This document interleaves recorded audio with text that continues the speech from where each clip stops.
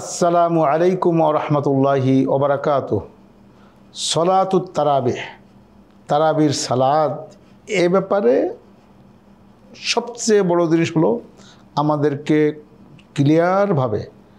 Clear conception থাকতে হবে, পরিচ্ছন্ন ধারণা থাকতে হবে। তারাবি নামাজ কিন্তু ফরজ নয়, এটি একটি সুন্নাত, এটি ফরজ নয়। আমাদেরকে এ ব্যাপারে প্রথমত ক্লিয়ার থাকতে হবে।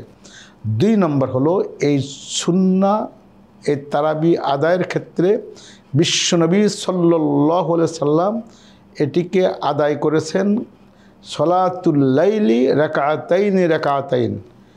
রাতের সকল নামাজ, তারাবি, তাহাজ্জুদ, কিয়ামুল লাইল, সমস্ত সলাত বিশ্বনবী 2 রাকাত করে আদায় করেছেন। আবার শেষ রাতে আউ তারাবি ওয়াহিদা, শেষ রাতে 1 রাকাত বিতির পড়েছেন। নবীজি কয় রাকাত পড়েছেন এটিও আমাদের স্ট্যান্ডার্ড ধরে কেউ 8 রাকাত, কেউ 20 রাকাত এই বলে ইখতিলাফ করেন।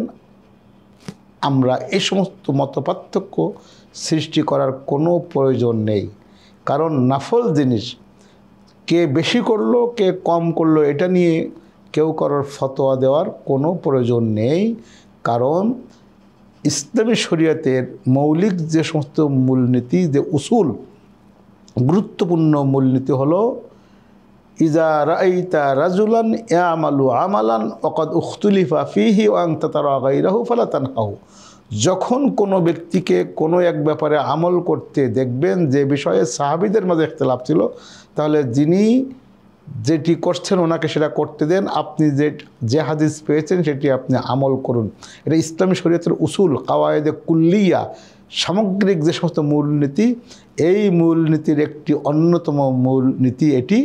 অতএব আপনি যে কয় রাকাত পড়বেন সুন্নত জিনিস, নাফল, মুস্তাহাব, এটা কোনো সমস্যা নেই।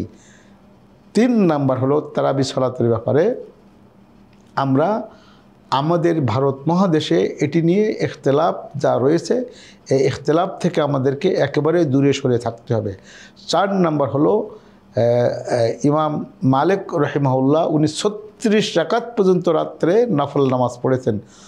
কোনো তাবেঈ 42-40 রাকাত পড়েছেন, কেউ 12 রাকাত পড়েছেন, কেউ 8 রাকাত পড়েছেন, কেউ 8 রাকাতের সাথে আরও 3 রাকাত বিতির পড়েছেন। অতএব এগুলি নফল নামাজ যত বেশি আদায় করা যাবে, তারাবি সালাত যত বেশি আদায় করা যাবে তত বেশি বারাকা। আবার এটিকে 4 নাম্বার হলো কোশ্চিনকালেও এটিকে ফরজ বা গুরুত্বপূর্ণ করতেই হবে এমন মনে করা যাবে না। আরেকটি 5 নম্বর বিষয় হলো আবার এটিকে তারাবি সালাতকে অস্বীকার করাও যাবে না, এজন্য যে হাদিস শরীফে বলা হয়েছে মান কামা রমাদান ঈমানান ওয়া ইহতিসাবা। আগেই বলা হয়েছে মান সামা রমাদান, রমজান যিনি পালন করলেন ঈমান এবং আত্মপর্যালোচনা করে সওয়াবের আশায় যদি কেউ রোজা পালন করে তার জন্য অতীতের সমস্ত গুনাহ মাফ। ঠিক তেমনিভাবে মান কামা রমাদান, দিনে সিয়াম পালন, রাতে যদি রমজানে রোজা পালন রাখার শেষে রাতে যদি রমজান মাসে শেষ রাতে অথবা শুরুর রাতে যদি কেউ তারাবি সালাত আদায় করে তারও অতীতের সমস্ত গুনাহ আল্লাহ তাআলা মাফ করে দিবেন। তাহলে আল্লাহ তাআলা তো মাফ করার ঘোষণাই দিয়েছেন। কিয়ামুল লাইল তথা এই সালাতুত তারাবি, কিয়ামুল লাইল, সালাতুত তারাবি, সালাতুত তাহাজ্জুদ সবই রাতের নামাজের অংশ। অতএব এগুলি আমাদেরকে সমস্ত ইখতিলাফাতকে ঊর্ধ্বে উঠে, সমস্ত মতপার্থক্যের ঊর্ধ্বে উঠে কিয়ামুল লাইল, সালাতুত তারাবি, তারাবি সালাত, তারাবি নামাজ এটিকে আমরা পড়ব যতটুকু আমার সামর্থ্যে সুযোগে আমি পারি ততটুকু। তবে যেহেতু হারামাইন শরীফে 20 রাকাত পড়া হয়, দুনিয়ার সকল যুগেই মনীষীগণ 20 রাকাত ম্যাক্সিমাম পড়েছেন, আমিও 20 রাকাত পড়ব। এটিতে কোনো আন্ডার এস্টিমেট করা, হেজিটেট ফিল করার কোনো প্রয়োজন নেই। আবার যদি আমার সময় সুযোগ না থাকে আমি যতটুকু পারি ততটুকু পড়ব, এটি নিয়ে আবার পেরেশানি হওয়ারও কোনো প্রয়োজন বা সুযোগ নেই।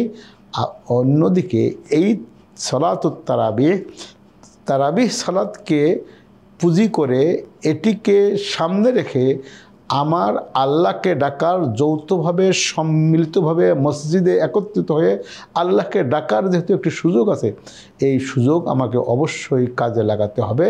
আর তারাবি সালাত কেমনে পড়ব, জামাতবদ্ধভাবে যেহেতু আমরা আমাদের দেশসমূহে পড়ি, ওমর ইবনুল খাত্তাব রাদিয়াল্লাহু তাআলা আনহুর যুগ থেকে জামাতবদ্ধভাবে তারাবি সালাত পড়ার যে সিস্টেম চালু হয়ে আসছে, এই সিস্টেমে যদি আমরা সালাতুত তারাবি আদায় করি এবং 2 রাকাত করে 4 রাকাত পরে একটু বেশি বসতেন সাহাবায়ে কেরাম, আমরা সেটি যদি আদায় করি তাহলে বেশি বারাকা গ্রহণ করব। আল্লাহ রাব্বুল আলামিন আমাদের মা বোন সকলকে নিয়ে তারাবির সালাত সঠিকভাবে আদায় করার তৌফিক দান করুন।